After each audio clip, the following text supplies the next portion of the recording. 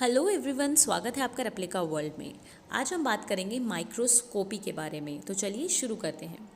तो माइक्रोस्कोपी क्या होता है? माइक्रोस्कोपी एक टेक्निक है जिसमें कि हम किसी भी ऑब्जेक्ट को बड़ा करके देखते हैं, यानी ऑब्जेक्ट की इमेज को एनलार्ज करके देखते हैं या मैग्नीफाई करके देखते हैं। तो ये एक इंस्ट्रूमेंट है जो कि मैग्नीफिकेशन के लिए यूज़ होता है। तो माइक्रोस्कोपी क्या है? एक टेक्निक है और माइक्रोस्कोप इंस्ट्रूमेंट है जिसके थ्रू ये टेक्निक परफॉर्म की जाती है। तो माइक्रोस्कोप का सबको पता है कि हम इसलिए यूज़ करते हैं क्योंकि माइक्रोस्कोप क्या करता है, हमारी इमेज को मैग्नीफाई करने का काम करता है। अब माइक्रोस्कोप्स को हम ब्रॉडली दो कैटेगरीज में डिवाइड कर सकते हैं इस बेसिस पे कि इल्यूमिनेशन के लिए, यानी सैम्पल को इल्यूमिनेट करने के लिए किसका इस्तेमाल किया गया है। अगर विजिबल लाइट का इस्तेमाल किया जा रहा है तो वहाँ पे माइक्रोस्कोपी को लाइट माइक्रोस्कोपी कहेंगे और माइक्रोस्कोप्स को लाइट माइक्रोस्कोप्स कहेंगे। अगर इलेक्ट्रॉन बीम का इस्तेमाल करा जा रहा है फॉर इल्यूमिनेशन तो हम इलेक्ट्रॉन माइक्रोस्कोपी उसको कहेंगे और माइक्रोस्कोप्स को इलेक्ट्रॉन माइक्रोस्कोप कहेंगे।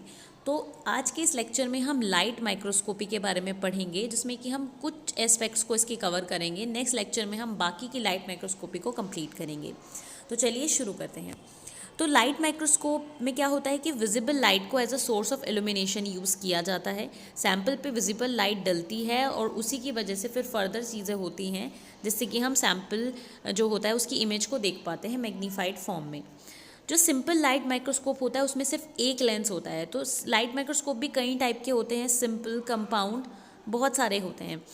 तो सिंपल का मतलब ये होता है कि उस टाइप का माइक्रोस्कोप जिसमें सिर्फ एक लेंस हो, एक मैग्नीफाइंग ग्लास उनमें होगा, तो वो सिंपल लाइट माइक्रोस्कोप होंगे। अगर बहुत सारे लेंसेज होंगे, जनरली 3 या 2 होते हैं, ठीक है, तो अगर बहुत सारे होंगे, मल्टीपल लेंसेज होंगे, तो उनको हम कंपाउंड माइक्रोस्कोप बोलेंगे। जनरली कंपाउंड माइक्रोस्कोप में क्या होता है, लेंसेज का कॉम्बिनेशन होता है जिसमें कि आपको कंडेंसर लेंस, ऑब्जेक्टिव लेंस और आईपीस लेंस देखने को मिलेगा। तो 3 तरीके के लेंस आपको मोस्ट कॉमनली देखने को मिलेंगे, condenser lens, objective lens and eyepiece lens, ठीक है। तो कंडेंसर लेंस की अगर हम बात करें तो कंडेंसर लेंस का काम होता है कि वो लाइट को फोकस करता है लाइट सोर्सेज सैंपल तक, ठीक है, यानी लाइट सोर्स से जो लाइट आ रही है उसको सैंपल पे फोकस करने का काम करता है कंडेंसर लेंस। अगर हम बात करें ऑब्जेक्टिव लेंस की तो जो ऑब्जेक्ट के पास होता है लेंस वो हमारा ऑब्जेक्टिव लेंस होता है। तो जब जो लाइट होती है वो ऑब्जेक्ट पे पड़ती है तो उसके थ्रू जो लाइट ट्रांसमिट होती है, ट्रांसमिट होकर वो ऑब्जेक्टिव लेंस पे जाती है। जो आई की क्लॉज होता है, यानी कि जब हम ऑब्जर्व कर रहे होते हैं माइक्रोस्कोप के थ्रू, तो जो आंखों के पास वाला लेंस होता है उसको हम आई पीस कहते हैं, ठीक है। जो ऑब्जेक्टिव लेंस होता है उसका अपर्चर और उसकी फोकल लेंथ छोटी होती है as compare to eyepiece से, यानी कि जो आई पीस होगा उसका जो अपर्चर है और फोकल लेंथ है वो बड़ी होगी ऑब्जेक्टिव लेंस से। ऑब्जेक्टिव लेंस हमें डिफरेंट वेराइटीज़ में देखने को मिलते हैं जैसे कि 4x, 10x, 20x, 40x, 60x and 100x, जबकि आई पीस हमें ज़्यादातर 10x में ही देखने को मिलता है। अब बात करते हैं कि x क्या होता है। तो x होता है कि कितने टाइम ये जो लेंस है ये हमारी इमेज को मैग्नीफाई करेगा, यानी ऑब्जेक्ट से वो जो इमेज है वो कितने टाइम्स बड़ी होगी। जैसे कि अगर लेंस 4x है तो इसका मतलब ये है कि ऑब्जेक्ट के एक्चुअल साइज से जो इमेज ये देगा वो 4 गुना बड़ी होगी। इसी तरीके से 10x, 20x, 40x होता है कि 40 गुना बड़ी होगी अगर 40x लेंस होगा तो, और आई पीस 10x है तो इसका मतलब 10 गुना वो इमेज को बड़ी कर देगा। Visibility of the magnified specimen depends on contrast and resolution. तो जो हमें सैम्पल दिखता है, जो सैम्पल की इमेज हमें दिखती है उसका जो हमें दिखना है या जो उसका मैग्नीफिकेशन है वो डिपेंड करता है कॉन्ट्रास्ट पे और रेजोल्यूशन पे, ठीक है। कॉन्ट्रास्ट कैसे क्रिएट होता है, जैसे कोई भी एक स्पेसिमेन है, हम मान लेते हैं एक सेल है जिसको हम विजुअलाइज करना चाह रहे हैं माइक्रोस्कोप में, तो वो जो सेल होगा वो अलग अलग उसके पार्ट्स हमें कैसे दिख जाएंगे, वो ऐसे दिख जाते हैं क्योंकि हर एक जो हिस्सा होता है सेल का वो डिफरेंट इंटेंसिटी या हम कह सकते हैं डिफरेंट अमाउंट जो है लाइट का एब्जॉर्ब करता है। कोई कम एब्जॉर्ब करेगा लाइट, कोई ज़्यादा लाइट को एब्जॉर्ब करेगा। तो इससे क्या होगा, एक कॉन्ट्रास्ट क्रिएट हो जाता है जिससे कि हमें वो जो इमेज है वो बहुत अच्छी दिखती है। चलिए अब 2 एस्पेक्ट्स के बारे में बात करते हैं लाइट माइक्रोस्कोपी की, मैग्नीफिकेशन एंड रिजोल्यूशन के बारे में, ठीक है। तो सबसे पहले हम लोग बात करते हैं मैग्नीफिकेशन के बारे में। तो मैग्नीफिकेशन क्या होता है? मैग्नीफिकेशन का मतलब ये है कि जो हमारा ऑब्जेक्ट है उसको, उसकी जो इमेज है उसको मैग्नीफाई किया जा रहा है, उसको बड़ा किया जा रहा है। तो हम इसको कैलकुलेट किस तरीके से कर सकते हैं? तो जो एक माइक्रोस्कोप का मैग्नीफिकेशन होता है वो रेशो होता है इमेज साइज़ का और ऑब्जेक्ट साइज़ का। Image size upon object size हमारा क्या होता है? मैग्नीफिकेशन का फॉर्मूला होता है। अब ये जो हमारी मैग्नीफिकेशन है, इसको हम एक और तरीके से निकाल सकते हैं, image distance upon object distance. ठीक है, लेंस से जो इमेज का डिस्टेंस है और लेंस से जो ऑब्जेक्ट का डिस्टेंस है उसको हम अगर कैलकुलेट कर लेते हैं तो उससे भी मैग्नीफिकेशन निकल सकता है by image distance upon object distance. पर इसकी शर्त ये है कि जो ऑब्जेक्ट है और जो इमेज है वो सेम मीडियम में होने चाहिए, कि अगर एयर में है ऑब्जेक्ट तो इमेज भी एयर में ही बननी चाहिए। ऐसा नहीं कि एक एयर में बन जाए एक ग्लास में बन जाए, ऐसा नहीं होना चाहिए। ठीक है, हम दूसरी बात और कर सकते हैं इसमें, जैसे कि जो हमारा मैग्नीफिकेशन है एक कंपाउंड माइक्रोस्कोप का, उसको हम कह सकते हैं कि वो होता है magnification of objective into magnification of eyepiece. यानी ऑब्जेक्टिव लेंस जितना मैग्नीफाई करेगा और आई पीस जितना मैग्नीफाई करेगा, उनका प्रोडक्ट ही हमारा टोटल मैग्नीफिकेशन होगा। हम इसको ऐसे समझ सकते हैं, जैसे कि हमने जो ऑब्जेक्टिव लेंस लिया वो हमने 40x का लिया, ठीक है, आई पीस हमारा 10x का है। तो जब हम इसमें कोई इमेज देखेंगे तो उसका टोटल मैग्नीफिकेशन कितना होगा, 40x मल्टीप्लाई बाय 10x, इसका मतलब 400x, यानी कि जो इमेज हमारी बनेगी इसमें वो ऑब्जेक्ट से 400 गुना बड़ी होगी। ठीक है, इस तरीके से हम निकालते हैं टोटल मैग्नीफिकेशन। अब ये तो बात हुई हमारे मैग्नीफिकेशन की। अब हम बात करते हैं मैग्नीफाइंग पावर या एंगुलर मैग्नीफिकेशन की। तो अभी तक हम जिस मैग्नीफिकेशन के बारे में बात कर रहे थे वो लीनियर मैग्नीफिकेशन था। अब हम एंगुलर मैग्नीफिकेशन के बारे में समझेंगे, जिसको हम मैग्नीफाइंग पावर भी कहते हैं। तो मैग्नीफाइंग पावर या एंगुलर मैग्नीफिकेशन को निकालने का फॉर्मूला होता है angle subtended by object divided by angle subtended bye image. ठीक है, जितना ऑब्जेक्ट एंगल सबस्टैंड कर रहा है उसको हम डिवाइड कर देंगे जितना इमेज एंगल सबस्टैंड कर रही है, तो इससे हमारा एंगुलर मैग्नीफिकेशन भी निकल जाएगा।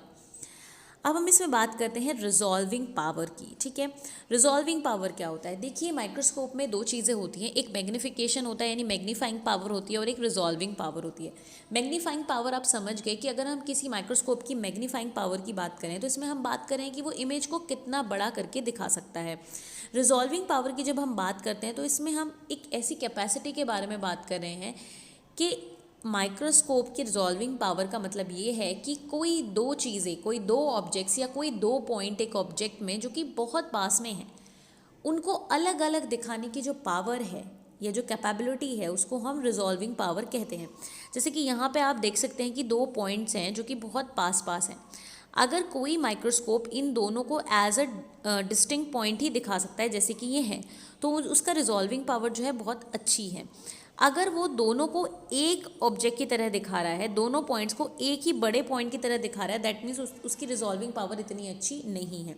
इसको हम और अच्छे से ऐसे समझ सकते हैं कि जो हमारे मोबाइल फ़ोन्स होते हैं उनमें उनका जो कैमरा होता है, तो हम उससे जब फ़ोटो क्लिक करते हैं तो आप देखते होंगे कि जिसका कैमरा ज़्यादा अच्छा नहीं होता है मोबाइल फ़ोन का, तो जब हम उससे क्लिक करी हुई जो पिक्चर्स होती हैं, जब हम उनको बड़ा करने की कोशिश करते हैं तो वो इतनी क्लियर नहीं हो जाती हैं, वो धुंधली हो जाती हैं। ठीक है, एक तरीके से फट जाती है वो इमेज। वो इसलिए हो जाता है क्योंकि उसका रिजोल्यूशन अच्छा नहीं है। अगर रिजोल्यूशन अच्छा होगा तो आप देखेंगे कि बड़ी करने पे भी वो इमेज और ज़्यादा क्लियर हो जाएगी।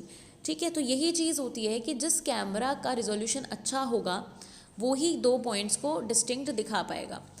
अब इसमें एक इम्पॉर्टेंट चीज़ होती है कि ज़रूरी नहीं है कि हर एक कैमरा की मैग्नीफिकेशन पावर अगर अच्छी है तो रिजोल्यूशन पावर भी अच्छी होगी, क्योंकि आपने देखा होगा कि कुछ कैमरा में मेगापिक्सल्स तो ज़्यादा होते हैं पर रिजोल्यूशन इतना ज़्यादा अच्छा नहीं होता है।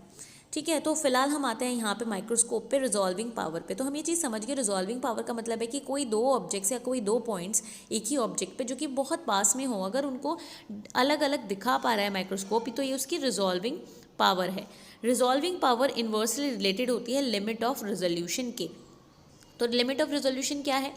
ये मिनिमम डिस्टेंस है दो पॉइंट्स के बीच में जो उन दो पॉइंट्स को अलग अलग दिखाने के लिए इम्पॉर्टेंट है। ठीक है, it is the minimum distance between two points that allow for their discrimination as two objects. इतना, कम से कम इतना डिस्टेंस जो कि होना चाहिए उन दो ऑब्जेक्ट्स के बीच में, जिसकी वजह से वो अलग अलग दिख सके। ठीक है, ये हमारी लिमिट ऑफ रेजोल्यूशन होती है। समझने वाली बात ये है कि लिमिट ऑफ रेजोल्यूशन जो है वो इन्वर्सली प्रोपोर्शनल होती है रिजॉल्विंग पावर के, कि अगर लिमिट ऑफ रेजोल्यूशन कम होगी तो रिजॉल्विंग पावर ज़्यादा होगी। तो ये रिलेशन भी आपको ध्यान रखना है, ये न्यूमेरिकल्स में आपकी बहुत ज़्यादा हेल्प करेगा। सबसे पहले समझते हैं लिमिट ऑफ रेजोल्यूशन को हम कैलकुलेट किस तरीके से कर सकते हैं। तो लिमिट ऑफ रेजोल्यूशन का फॉर्मूला होता है 0.61 lambda upon N A, where lambda क्या है? लैम्डा है वेवलेंथ और एन ए है न्यूमेरिकल अपर्चर। न्यूमेरिकल अपर्चर को निकालने का फॉर्मूला है n इंटू साइन एल्फा, जहाँ पे n हमारा रिफ्रैक्टिव इंडेक्स है और अल्फा हमारा एंगुलर अपर्चर है। ठीक है, तो अगर हमें रिफ्रैक्टिव इंडेक्स और एंगुलर अपर्चर पता है तो हम न्यूमेरिकल अपर्चर निकाल सकते हैं, और वेवलेंथ पता है तो हम लिमिट ऑफ रेजोल्यूशन इस फॉर्मूला में पुट करके सारी वैल्यूज़ को निकाल सकते हैं। ठीक है, तो एक बार लिमिट ऑफ रेजोल्यूशन निकल जाता है तो रिजॉल्विंग पावर भी हम पता कर सकते हैं। ठीक है, अब हम बात करते हैं रिजोल्यूशन की। अब मेनली हमने रिजॉल्विंग पावर को समझ लिया, तो हम ये चीज़ भी समझ गए कि लिमिट ऑफ रेजोल्यूशन कम तो रिजोल्यूशन ज़्यादा, यानी रिजॉल्विंग पावर ज़्यादा। तो रिजोल्यूशन को हम इम्प्रूव किस तरीके से करते हैं ये समझ सकते हैं हम। तो resolution can be improve bye shortening the wavelength. अब इस फॉर्मूला से आप देख सकते हैं कि हमें लिमिट ऑफ रिजोल्यूशन को छोटा रखना है ताकि हमारी रिजॉल्विंग पावर बढ़ सके, या जिसको हम रिजोल्यूशन कहते हैं वो बढ़ सके। तो लिमिट ऑफ रिजोल्यूशन को कम करने के लिए हमको या तो इसके डिनोमिनेटर को बहुत बड़ा करना होगा जिससे कि लिमिट ऑफ रिजोल्यूशन कम हो जाए, या फिर न्यूमरेटर को बहुत छोटा करना होगा।